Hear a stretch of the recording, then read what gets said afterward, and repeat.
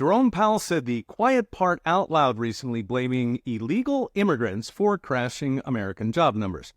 I'd like to think he watched last week's video about the 1.3 million American workers replaced by illegals, or maybe he was drunk and forgot what he's supposed to say.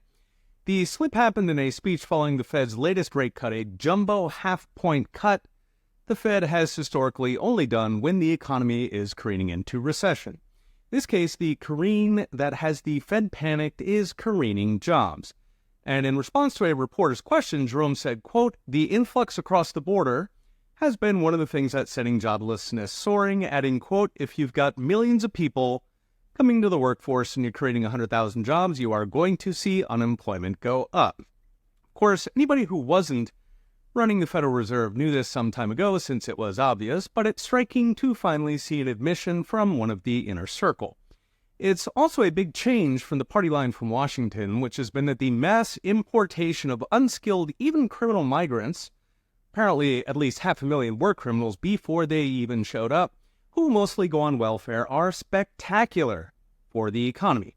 In a recent video, I talked about how dishonest the Uniparty's mass migration is our strength claim is, how it hinges on ignoring these stolen jobs and pretending welfare handouts to illegals are creating wealth. It's GDP after all. Now, this is actually a lie going on across the West. In Canada, for example, the ruling Liberals are peddling the idea that it's roughly migration alone that's growing the economy at all. Canada's left-wing crime clown Justin Trudeau is actually taking fire from his own side for reducing temporary migration from its current level of 6.2% of the population, in U.S. terms, about 20 million. Incidentally, those millions of temporary workers are, according to a UN report, a, quote, breeding ground for contemporary forms of slavery, with 1 in 10 making less than $7,500 per year. Try competing with $7,500 a year as a Canadian.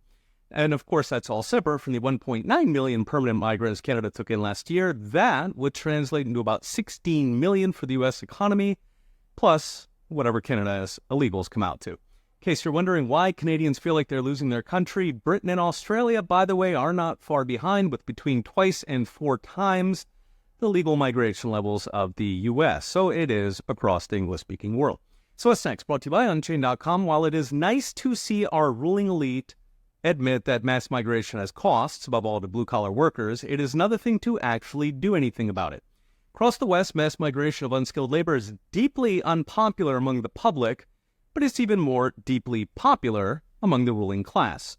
The left, of course, craves millions of voters who historically vote for wealth redistribution and the socialism that hitches along for the ride, while the right delivers cheap and obedient workers to their big corporate donors.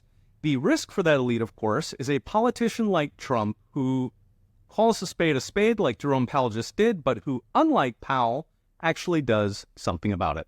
Okay, we'll be watching. See you next time.